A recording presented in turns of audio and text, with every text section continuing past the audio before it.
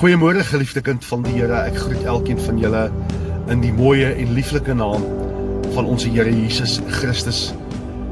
God se Gees het vanoggend gekom en 'n baie belangrike skrifgedeelte op my hart kom lê, en dit is 1 Petrus 2 vers 1 wat sê: julle moet julleself distansieer van alle slegte gedrag, van elke vorm van valsheid, van voorgee wat julle nie is nie, van jaloesie en alle kwaadpratery. Hiervoor moet julle genoeg geestelike melk inkry.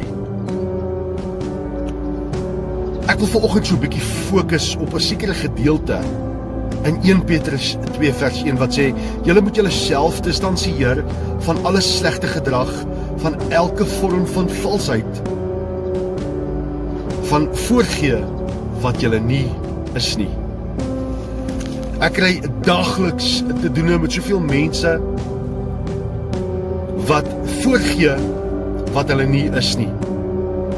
En ek dank die Here dat hy elkeen van ons as sy kinders 'n gees van onderskeid gegee het om te kan onderskei wie vals is en wie opreg is.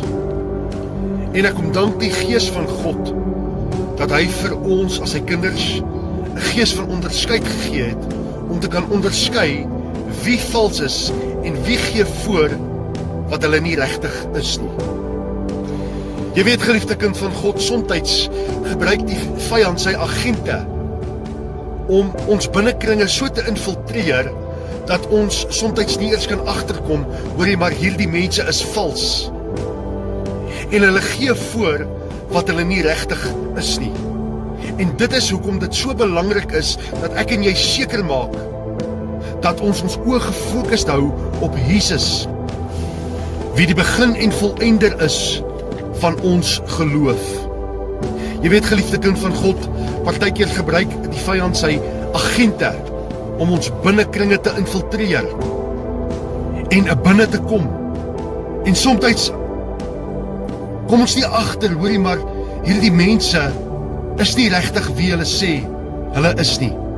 Hulle kom met 'n verskuilde agenda, hulle kom met 'n masker wat hulle op het. Maar dan kom die Gees van God en hy kom openbaar hierdie valse agente van die vyand wat ons binnekringe geïnfiltreer het.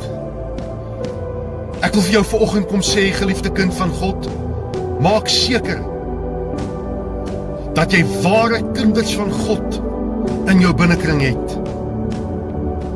Ek ervaar dit elke dag in my eie lewe, hoe ek agterkom